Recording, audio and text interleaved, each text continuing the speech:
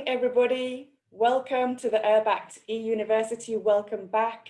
My name is Sally Nishaw, and I'm greeting you from London for this fourth session of the URBACT e-University. Could we have the next slide, please, Liat? So thank you for joining us again today. Thank you for joining in the chat to greet us and to tell us what you're eating for breakfast and what the weather is. I have to say, I'm seriously worried about what high percentage of URBACT people don't eat breakfast. It's the most important meal of the day. So I hope the coffee is going to keep you awake and sustained for the next 2 hours when we're going to work together on the next stage of the action planning process. Back on Tuesday, we started looking at problem analysis with Christophe. I hope you've been practicing your detective actions, your detective mindset to look at problems. And thinking about how to use those tools like the problem tree in your own local group locally. Today we're going to move on. As you can see, the pin is now on the 24th of September, the planning actions session number 1. And Liat is going to take us through a session looking at how to create a vision, why it's important to have a shared vision amongst your stakeholders, and give us some ideas about ways in which we can create that vision, some of the tools that you can use with your group to move forward towards having a shared vision for your integrated action plan. So really looking forward to that session, that vision, and you're going to get to try out one of the tools in the breakout group, and that's going to be quite fun and future oriented and a bit creative. So looking forward to that in the Miro board too, when we go into breakouts. Could I have the next slide, please, Liat? Just a reminder here of the tools that we have available to you on the URBACT website. The learning memo you can download from the website. And we wanted to show you here the tweet from Dr. Minnie Hanpa. Is Dr. Minnie Hanpa on board with us today? It was a great tweet she sent out that you can see she is a model student.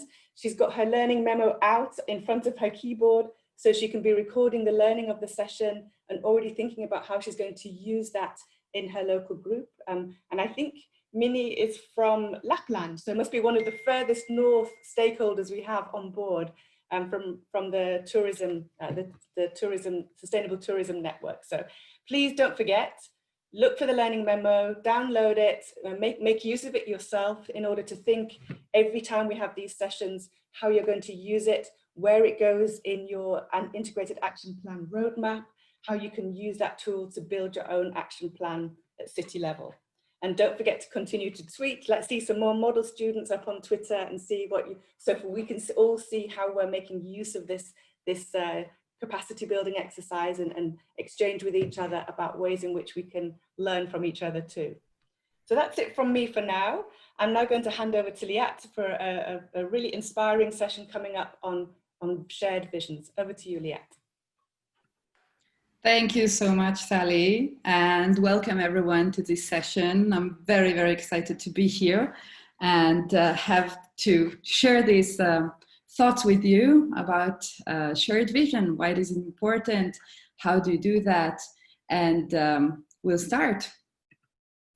So today's objectives are really all about the importance of having a shared vision and the main characteristics of a vision, what it is.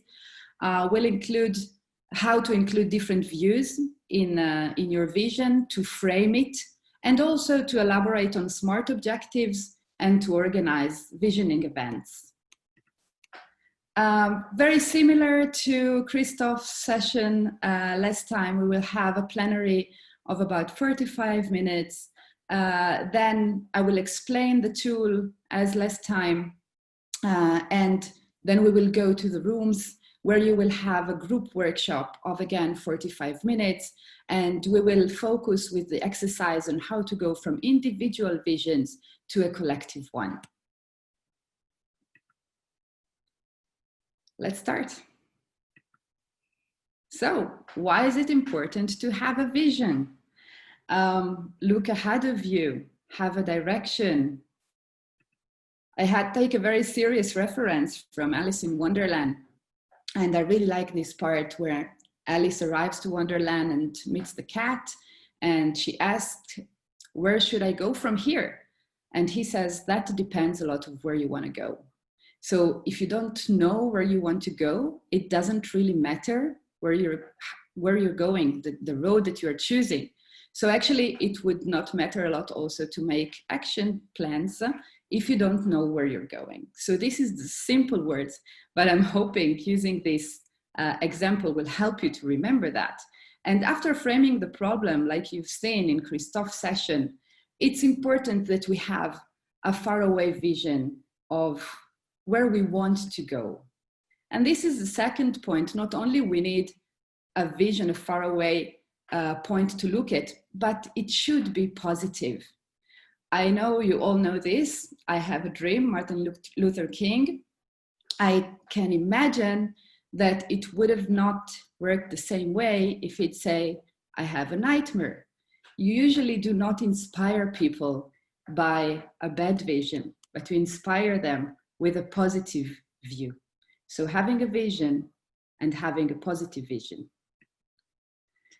If we want to define a vision, we could say that it is an imagination of a desirable future, something we want to see ahead of us. It is based upon our dreams and hopes. And of course, it takes in consideration some concern and fears that we are seeing now or that we imagine about problems or threats that will become reality.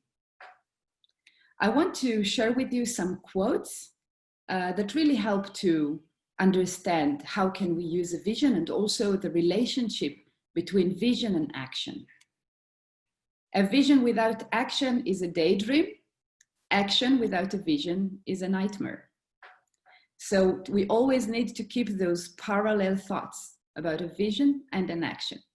Vision animates, inspires, transforms purpose into action. Vision is like a lighthouse, and it illuminates rather than limits, gives direction rather than a destination. I will use this metaphor quite a lot, the lighthouse. A vision is not just a picture of what could be, it is an appeal to our better selves, a call to become something more. So it is important to know that a vision is not a prediction of the future. We are not pretending to know what is going to be, but we are imagining a desirable aim, a desirable direction for all of us. And when I say all of us, I get to the third point, not only having a vision and a positive vision, but also having a shared vision. So Christophe shared the mayor last time, and many of you related to that image. And sometimes we have, what do you mean, which way? My way. And how do you do that? How do you include other people's thoughts in the vision to make sure that you are aligned and that everyone is going in the same direction and not only in one direction? It doesn't have to be the mayor, it could be an important stakeholder. And in your case, of course, how would the ULG go in the same direction? How to have a shared vision? So a shared vision is important because it provides a direction for local efforts. So me as one stakeholder, I know where I'm going. I know the direction because we agreed on a shared direction, but it is inspiring as well. So if we have a positive vision of a desirable future, I'm hoping that I can inspire people also as I go to engage in my vision, to engage in my way.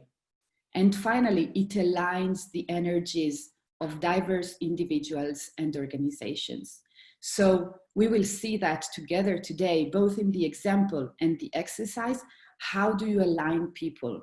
And very often, this is one of the first steps you do when you start to plan actions. A shared vision allows you to include different voices, very often voices of people that very often are not heard. Do you know of some stakeholders in your local environment that would like something to make sense for them? So this is the occasion to involve people, and I know we all repeated that. Mary said that in her session about stakeholders. Christoph repeated that about how important it is to understand everybody. And I think it is a moment that we speak about the elephant in the Zoom. So we're all repeating that the whole time, but this is not so easy. And it is not so easy for so many different reasons. And some of those reasons you actually mentioned in the chat last session. So I copied some of your comments. I know they're not the only ones, and the discussion was also brought to Basecamp, so we can continue and discuss there. But I do want to address some of them here, and I do not have magic solutions, so sorry for that. Hard to convince municipalities about the approach of including people, the approach of taking the time to really understand stakeholders, to involve stakeholder, what is the experience. And I think this is the one question where we can say that the exchange between cities and getting inspired from cities that are doing that and found successful strategies to do this, this is why you are in URBACT. So this is great that it is on Basecamp, and we really ask you to share your opinion. COVID times really makes this terribly difficult, we know. It is really difficult to involve people already when we don't have this situation. Now we have to involve them in different ways, very often online or blended. This makes it difficult. Try to get inspired also here from some of the tools or some of the methods that we are offering or other stakeholders know how to do. Ask your stakeholders if someone is an expert about that, or even use part of your budget to get facilitators helping you with creating ULG meetings. And also, surely you can find creative ways when you can do that, of seeing people outside when possible, keeping the distance. So it is difficult, but it is a sort of new reality that we have to deal with. How to get the mayor involved. So I think this is really a part of this visioning session. Mayors and maybe generally politically representative have this aim also, no, to give a vision to people. So involving them in the vision and making sure that they hear different voices and what they have in mind is also taken in consideration, okay? I think that this is a good tip. How do you do that? Again, use your URBACT strategy. Your expert visited you. It's an opportunity to invite them when you will host a transnational meeting. And even if you're hosting it online, it's an opportunity to invite your political representative and to say, we're discussing something together. And then again, in your ULG meetings.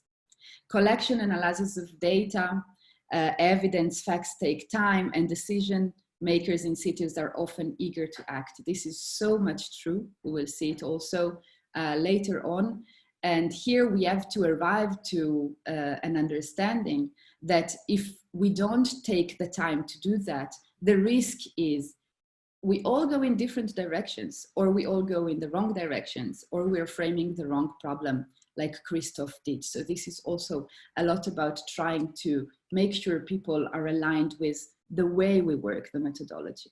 So I know I did not give answers to all of them. That was not my aim, but to say that we are all aware that only saying involve people that are unheard is not enough. And we need to work on it, and we need to work on it together. Let's go to the components of a shared vision. So how does it look like? How do you write it down? How do you manage to create your own shared vision? So a shared vision, in a very short way, says what changes we want to see in the community and how these changes will come about. Very often, in the beginning of our process, it is very, very helpful to write a vision statement. A vision statement expresses where the system is headed, okay, setting a direction for everyone to guide the choices. The choices and the actions will change over time, but we all have a direction to go to. A vision statement could be a 2-pager that you write all together with your ULG. It can begin small with a smaller part with a core ULG, and then integrate other voices, make sure that other people are involved. And then of course, also your vision can change a little bit over time, and you have to update it. If something happens like this pandemic, then of course you need sometimes to reorient your vision. To be even more specific, very often you have 2 parts. About you. Who are you? What is your group about? What do you believe in? Why do you exist? So this is where you describe your project now and your ULG on a local level. What's the second part is about your actions. It's the mission. What do you want to achieve? How will you do this? How will you realize your mission? And then the goals. How do we plan to accomplish our strategies? And we will talk about goals afterwards.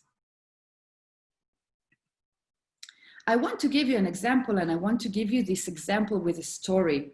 I chose a story not of a city, not of a big project, but actually of a small project of some families that met together. This picture you see here on the top left just met together in a living room and thought, well, we would like to live differently. We would like to have a more collaborative environment of living. And I'm going to give you the example of how they went from just having this idea, this inspiration, to actually creating a shared vision. So they met together and they said, we want to live in a co-housing. What is a co-housing? It's a housing project where people live in separate apartments while sharing some spaces and activities. This is the short version. It is a short version, and also it's not a vision. Saying we want to live in a co-housing is not yet a vision. It's very generic. It's like saying we want to be more energy efficient or we want to improve inclusion. But it is important because it is a trigger, and people, also our stakeholders, will be attracted by this trigger to come and build together the shared vision. So this group was in this stage. They were triggered by this word, but each of them came with a very different idea. Some of them thought, oh, a co-housing for me is an opportunity to have a garden. Another person said, it's an opportunity to have time for myself because we will be sharing some of our family and work activities. And for some, it was an economical reason. So I could share some objects. Maybe I can save because I don't need a babysitter and my neighbor will do some babysitting for me. So each of them had quite different ideas of why they wanted to be in a co-housing, and they needed a common direction. Otherwise, they would have gone through months and months of planning only to know that they were thinking about a different thing. So the group called for help. They couldn't do it on their own. And after some times that they were meeting in the living room, they called for help. And the first thing is, what do you know about co-housing? Do you know about the history? Do you know about the data? Do you know about your local context? How many projects are they? Did you go and visit some? So this is exactly Christoph's session from last time. The group did further investigation. They went to see and understand more before they could elaborate their own vision. Okay, so in this case, they read some books, they went to visit other co-housing projects, and they dedicated some time to that. And then when they were ready, we organized a visioning workshop.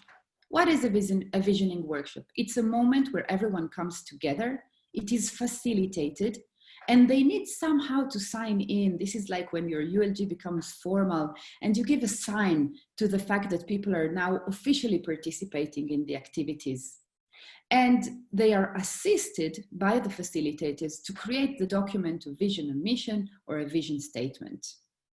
In this meeting, specific meeting that I'm going to tell you about, I used one tool, and some of it will be used also in our exercise online. But this tool is an offline tool, and I'm going to go into detail. And in the end of my presentation, I'll give you examples of other tools. Visioning event.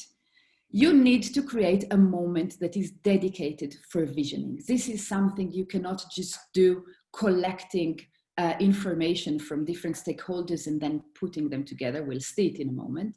So it is really important that you create a moment. And yes, this moment can happen online. We will see it together with this exercise.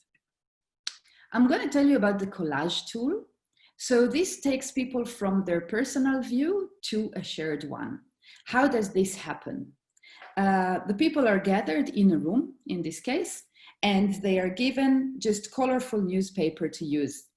And they cut from the newspaper a maximum of 5 images that for them are elements important in their house. So they can cut a tree if they want a garden, they can cut a kitchen with people if they want to cook together, but they doing a personal reflection of what is important for them. And then the next one is now try to put it together in a collage. Let's see how your house look when you are living together, not alone. And then what happens is a really funny thing, and it happens every time. They just push all the images together on the paper, and it's a big mess, and you cannot really see what's happening. And definitely, it's not a shared vision. It's a sum of individual visions. So from here, usually I would pass through the tables and say, can you understand something out of it? Could you write in one paragraph, what are you seeing here? And of course, everyone understands that they don't see it. So they need to work on prioritizing, on choosing. They could choose to put the most important things in the center and then go outside, or they could go from top to bottom as they wish. They can add some titles with words. And this is a kind of negotiation environment where you say, but I mean, I thought that everyone would like a garden, and I'm really surprised that I'm the only one who cut a tree. So now what do? Do the other people say, ah, yeah, we forgot. Actually, yes, it was obvious. We didn't put it, but we do want a tree in the center.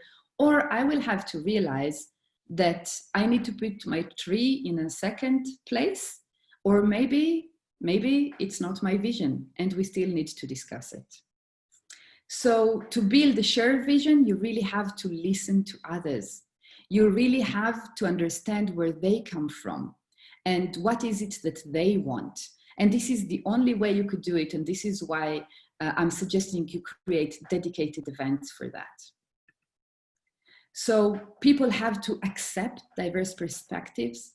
They have to know that people come with different views of the same term, okay? And they have to understand sometimes if they are in the right place. And in better words, that no one is crazy. They just have different realities. So it is important that you invite all relevant stakeholders and that you think about new stakeholders that could bring their new realities into the work, into the vision, and improve as you go the shared vision, because no one expects from you to have a vision after one visioning event. You could have a beginning of a vision and then share it with other people and ask them to bring in their visions, balance it, and go on. It can be done in different moments of the project. Prioritizing is an important part of your vision. So this is really where you imagine what is it that you have in the center or on the top. Where will you start from? And what are the elements that if they're there, it's good, but if they're not really a fundamental part of my vision. Now, back to the timings issue. When we know that very often things has to be done now and we want to act, and this makes us all run against the clock and feel that we are late while we're doing things, okay?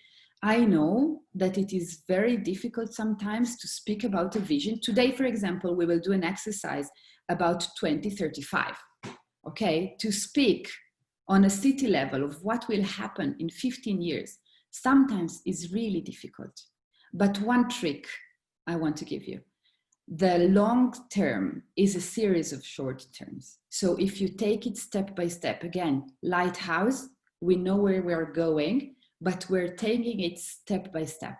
And we're defining a series of short-term goals or short-medium goals to help us in the direction of where we're going. How to do that? How to define goals? I think many of you know that, but it is important to repeat. When I think about goals, when I think about more short-term objectives in the direction of my vision, they have to be specific. I need to know what I'm talking about. They have to be measurable. So usually you have to think a bit smaller and try to find mini goals that you can measure the progress. Make a goal reasonable, so achievable, okay? And this helps you with this timing issue and where you're going. It has to be relevant or either to your life or of course to the policy that already exists to your city, okay, and to your project. And it has to be timely, okay? So you need to set deadlines on the goals. And again, I'm gonna give you an example. So if I'm going back to my group of co-housers, okay, they went from, we want to have a more sustainable way of purchasing to, we would like to buy food collectively from local farmers. This is specific, right? Keeping in mind environmental and social aspects. We would like 70% of our household purchases to be made in a group.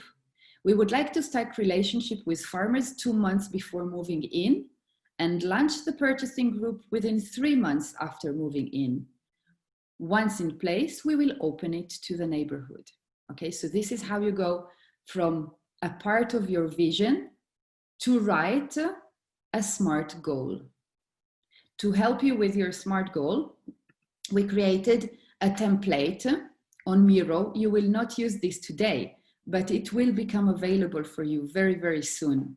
And in this template, what you can do is to write your initial goal in here, just top of your head, how it comes, and then go through the template and answer the questions. So I'll give you only the example of specific. What do you want to accomplish? Who needs to be included? When do you want to do this? Why is this a goal? Okay. And you think, did what I write here actually answers these questions? And if not, I have to redefine it. And you go through all these stages until you can rewrite your goal in a smart way. And again, this tool will be given to you very, very soon, and you can use it after you elaborate a vision statement when you want to think about the first goals to include. The whole visioning part is actually one part of a more of a larger model, which is the intervention logic. And Ian will actually explain this on his session, and he does this very well. But I wanted to give you the idea that this is something that we go towards the vision, but it is actually one of our first steps when we do action planning. So again, Ian will go on that. I just want to show you where visioning is within the intervention logic. And now I would like to give you some examples of visioning tools. For each tool, I will explain really just a little bit, and then you will find a link in the presentation and you can have some more information.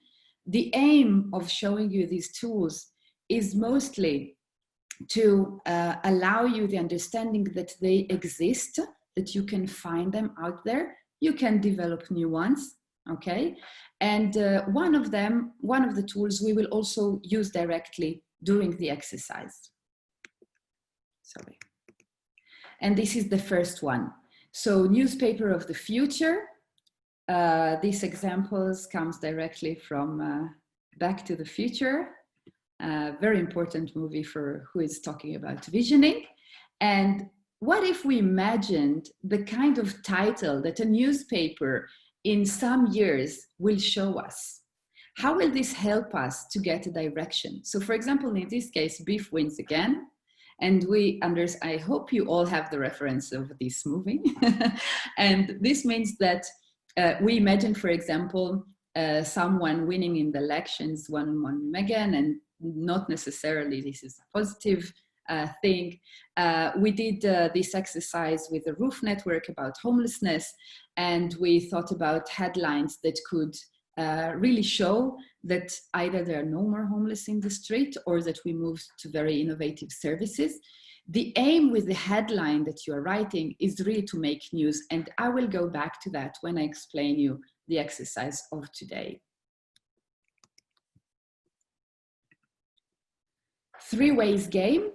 This is a game developed in my organization for housing. So this is something you can invent. It means that you give people a story with three different endings, basically. In the case of co-housing, you could say, once we live in the house, what will happen to our garden? And the three ways could be, it is only our private garden, or it is our private garden, but once a month we have a neighborhood party. Or the third way, we actually open the gates of the garden for the neighborhood the whole time. Very different visions. And then people have to physically, in this case, stand on the number that represents their vision. And this makes it very easy to see if everyone goes in the same direction or not. And then we try to pull people from one place to another, trying to agree on a vision or trying to make us understand if we need a middle way. Tarotelling is a tool developed especially for service design.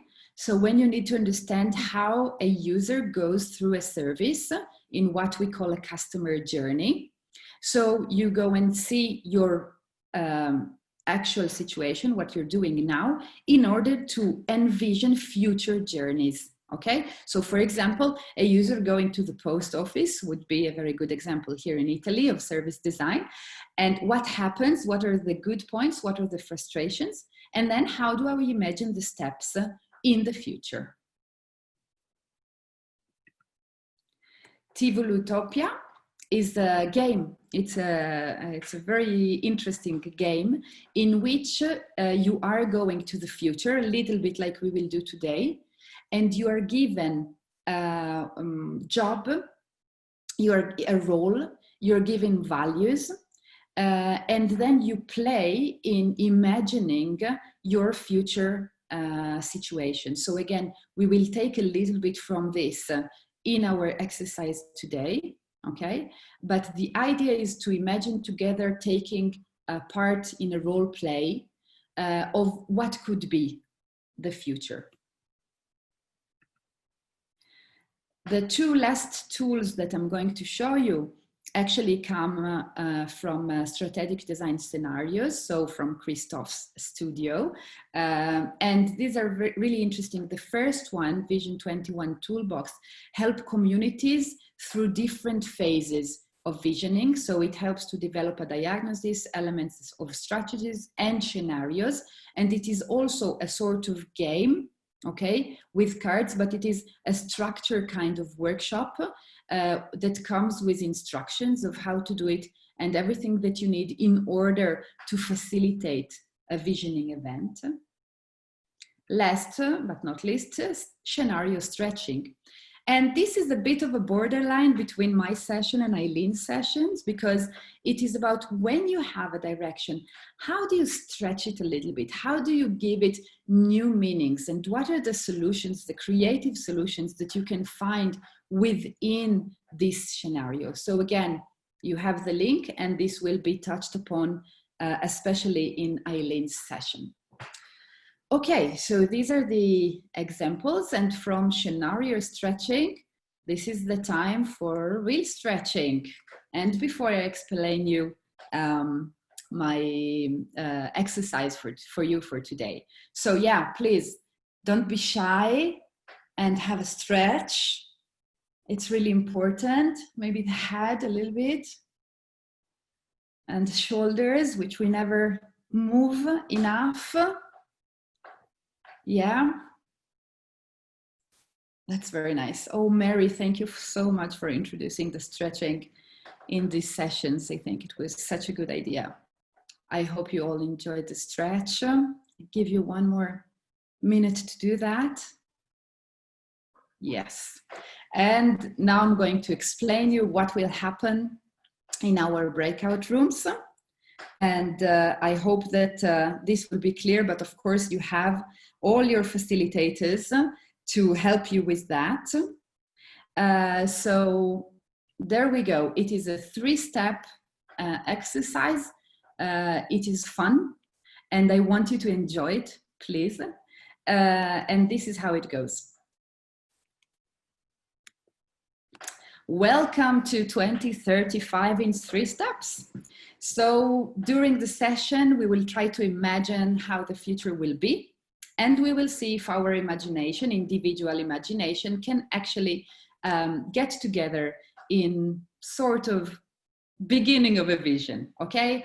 Close your eyes, please. Everyone close your eyes and imagine yourself in 2035. This is 15 years from now.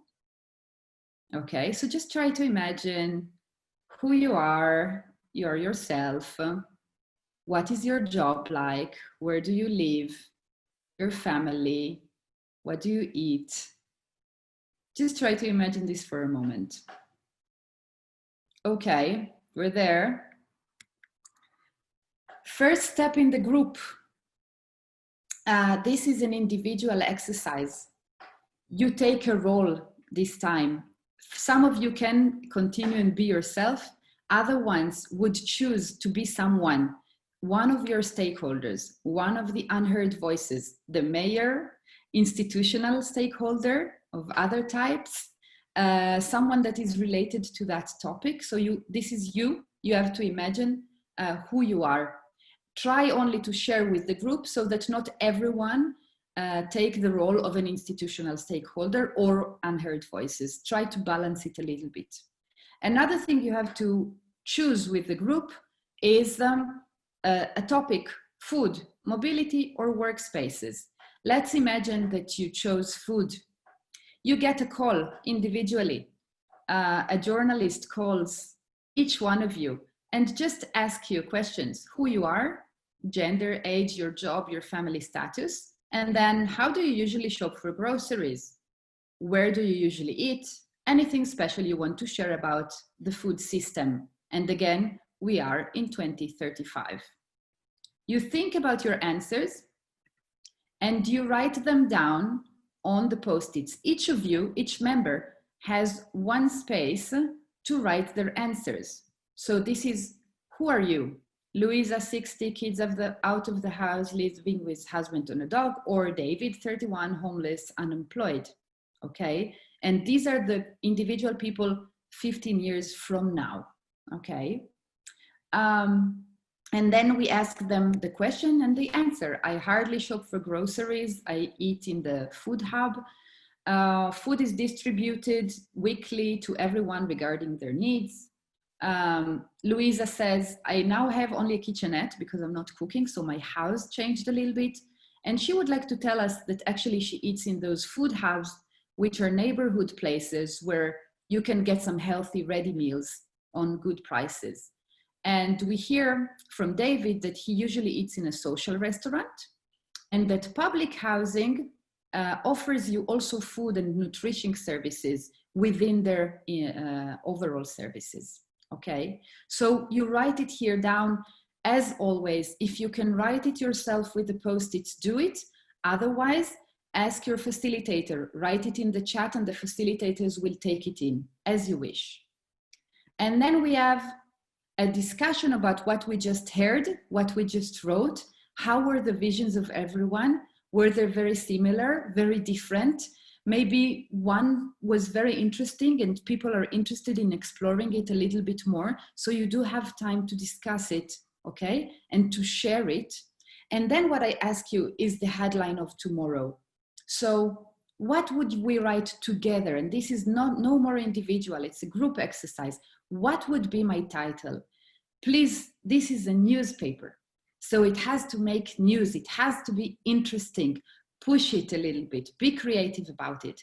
What I ask you is to write the title. Then if you have time in the group, you can go as further as writing a paragraph, adding an image, and maybe giving some quotes. This could come directly from the previous exercise, the individual one.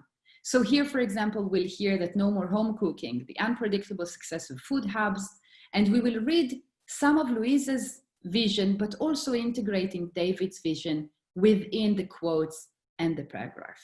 Okay, so have fun with it and try to get creative and really make the news for 2035. Okay,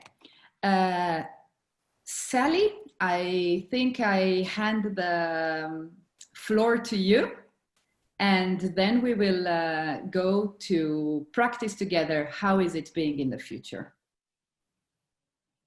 Thank you so much, Liat. That was a fantastic presentation on visioning. I think we all got to understand why it's so important and some of the steps how to do it.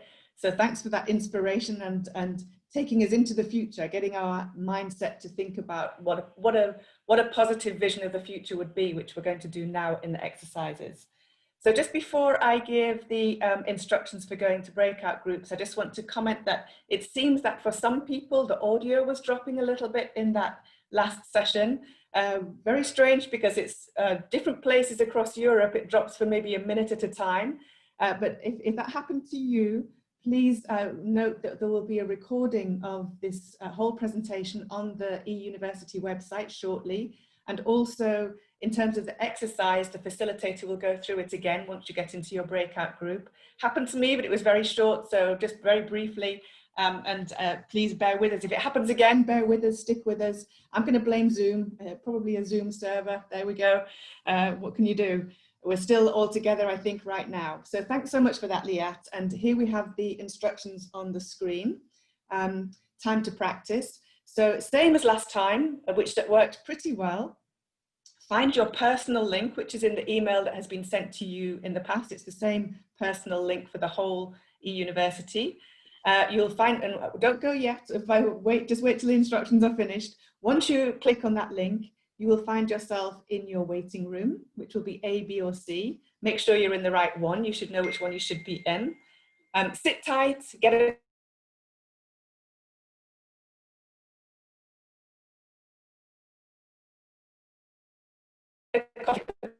automatically sent to your working group. It worked pretty well last time. If you're alone in your group, please wait for the others. And if for some reason you're still in the waiting room, the host of the waiting room will just assign you to the right group very quickly. So you should get into your group and your Miro board. As Liat just explained, the Miro board has 3 sections this time. So it will be a slightly more complex exercise for us to really think about the future from different perspectives and try to come up with a newspaper headline of what your city looks like in relation to that topic in 2035. So looking forward to that. The workshop starts at 11, so we actually have a little time before it starts for you to get into your groups. It finishes again in 45 minutes at 11:45, and the way back to the plenary will be the same as last time, which is there'll be a big red button in the middle of the Miro board. You can click on that and it'll take you back into plenary. You'll find Liat here welcoming you back and to do a recap, and we'll get some feedback from you about how that's gone. If that doesn't work, you'll just get directed back into the waiting room, and the waiting room will bring you back into plenary. So we shouldn't get lost either going out or coming back in. It should be fine. And if there are any issues with Zoom or audio, just hold tight because they seem to correct themselves very quickly if that happens again. So Liat, anything else you want to add before we go off into the breakouts? No, I just want to really have fun with it. Enjoy. It's a way to get this lighthouse that we all need into the future. And do remember that even though we have concerns and fears, this is about a desirable future. This is it. Thank you all very much. Super. So welcome back, everyone. As you're joining in, hope you enjoyed the exercise. I followed some of the Miro groups, and I'll give you also some small feedback on that. So maybe first I could go here to the chat And I'm happy if you had some fun. And I think you had also quite enough time. Probably if you had some more, you could work a little bit more about the newspaper, but that's great. Question from Thriving Streets, is it possible to do 10 years instead of 35? Of course, it's up to you. What I don't suggest is to take it too near, because already people tend to create headlines which are really, really near. For example, if you write, by now, all vehicles are electrical. Of course, it is new. It is not a situation today, but maybe if you take further time, then you allow yourself a little bit more. And even if it is imaginary, it allows you to say, yes, it is imaginary. And I'm not sure that we will get there because it's not a prediction, but I do want to get there. So then I'll start my steps. So don't take it too near to you, so that people do not get stuck with what is happening today. Also, I want to give you a small feedback. The titles, usually, we did it in the Roof Network. The first time, they don't come out exactly like headlines of a newspaper. They come like titles of projects, or very near to what is already happening. While you have to be a little bit, to have more courage and just write things, even if they are a bit crazy. I can give you one example. It's actually probably not so crazy, but it says pizza delivery drones lands in Ireland with takeaway from Milan. Food is still hot. So now, of course, it's quite funny, and we have to understand, what does this say to us about the technologies that we have, about the way we eat at home. Okay, so we will have to take it step by step, but it is better than writing drone will deliver food to the houses. No, you give it some more details, you make it a headline, you need to make it interesting. So don't hesitate to go back to your headline and say, is it really a headline? Or is it something that I wrote like a project? So that would be the feedback from me, from what I could see now. I saw you took different roles. You managed to imagine yourself in the role of someone else. I hope that this also helped you with the discussion. This I could not follow with all groups. So yeah, this is the feedback from me.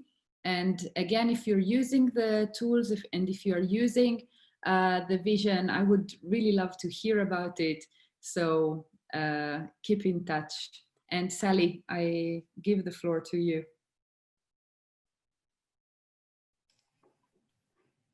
Thanks, Liat. We're getting some great feedback in the chat about how the exercise went.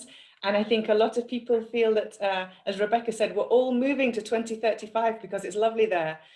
So people had managed to dream and have very positive visions. I think that's great.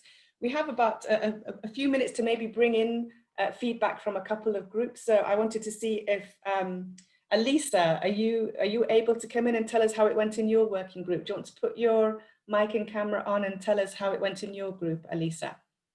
Hi, can you hear me? We can, yes. Hi, it seems like we're so distant. So my group is group 19. It's called Curious City Minds. It's the best group there is within this university, I have to say. Unfortunately, it was only 6 of us today. Some had to excuse themselves, but we had a really good working time. We managed to do everything today. Everybody participated really actively. At one point, we divided the activities, so it was really interesting. Let me see. So our title at the end, we decided to work with the co-working spaces, and our headline was Green Workspaces Preparation or Necessity.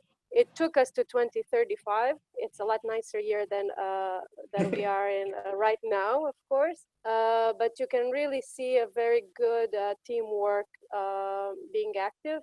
And what I really loved is Liat. Everybody said that your plenary is so good. but we actually commented how good it is to work right after the plenary. So to actually implement what we heard on, and it just takes so much better in us, so in our working, so we can take from this university actually really a lot of activities and work with our ULG groups. Thanks, Elisa. Sally, I hope I didn't take too much of your time. No, that's perfect feedback, thank you. And we're really sorry we're not physically with you in Dubrovnik. That would have been really nice, but another day. But glad that 2035 workspaces are in preparation, that's great. And maybe Roland, are you with us? Could we get some feedback from the group that Roland leads just for a couple of minutes, please? Yes, this is group 1. The universally challenged group. We have a small group, but it's a very nice group. We come along really well. We have only 6 people that constantly come to the meeting. We unfortunately didn't make it until the end because we kept discussing about the common issues that we all have, but I think that we are close to a vision, I would say. We worked on the workspaces because all of our members were at home for different reasons, most of them COVID reasons. And we had this role play, and one of our members came up, why should we have a role play if we could, if our ULG is already a diverse group? And I said, well, but this is maybe not always the case. Maybe there are a group of public servants that we can play with the head from others. And also, if it's also a diverse group, it is also nice to reflect a little bit from the perspective from somebody else. And I think it worked well. I mean, everybody overcame the problem of using the Miro. Everybody was able to fill in, and I think that's already a big win. Yes, and our group is in the full swing. We are ready for the next step. That's fantastic, Roland. Great to hear. Thank you very much that you're all in the swing of it. And I feel that's the sense across the groups, the one that I was in too. And I agree with what Elisa just said. The whole benefit of the university model is that we hear about some theory, then we immediately try it in practice. We try the tools, and I think it helps deepen the learning a lot when you get that opportunity to immediately put your hands on a tool, see how it works, and think how you might use it yourselves. I'm going to hand back to Liat in a minute to do the final handover from one e-manager to the next. But just before I do, I wanted to pick out on the chat, there was a really good comment in the plenary session from Larissa in Germany, who said, in Germany, there's a saying, when you have visions, you need to go see a doctor. And I think as a way of saying how much resistance there is sometimes to the idea that we need visions and that we have to dream and think of the future. But it seems to me this exercise proves that wrong, that people do like to think about the future, and it is creative, and it brings some great ideas when you allow yourself to step into a different role and think about the future. So Liat, thanks so much for helping us with that, helping us think about that, giving us the space to do it. So I'm going to hand back to you to do the last baton change for session 4 to 5. Thank you. Thank you, Sally. So yeah, I had a lot of fun. Coming from Roland's feedback, I just want to say that not necessarily you have to take roles in this exercise. So if you are managing to group around yourself a diverse ULG with people that come from different backgrounds, different stakeholders, different organizations, then of course, each of them can imagine their own future. So it doesn't have to be a role play. Just want to be clear on that. And now it's time for me to pass the floor and introduce you to Eileen, which will manage the next session, generating and co-creating ideas. And I have to say that, come on, Eileen. Thank you, Liat. Yeah, I just love that song.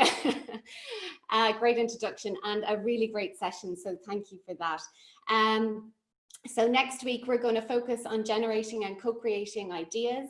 we're going to focus more on the process of generating and co-creating ideas. So today we looked at the vision. Next week we look at ways to develop ideas, to put more meat on the bones of that vision, and to move a little bit closer to thinking about how we will implement that vision. So as I said, we'll focus on the process. We'll focus on each stage of the process so that you understand it clearly. We look at ways of creating meaning from our ideas by organizing them in different ways. And finally, I'll share with you a lot of different tools and tips and activities that you can use along each stage of the idea generation process. So hopefully it'll be a great session. Please join us. I'm really looking forward to it. For now, that's all I have to say. Have a great rest of your day, and come to our session on Tuesday with your creative minds switched on. Looking forward to it. So goodbye for now, everyone, and thanks again, Liat. Thank you, everyone. See you next week. Thank you. Bye. Bye, everyone. Thank See you, you next Liat. Tuesday. Bye. Thank you. Bye. Bye-bye. Thank you. Bye. Bye. Bye. Thank you. Bye. Bye, everybody. Thank you so much. Thank you. Bye. Bye, everyone.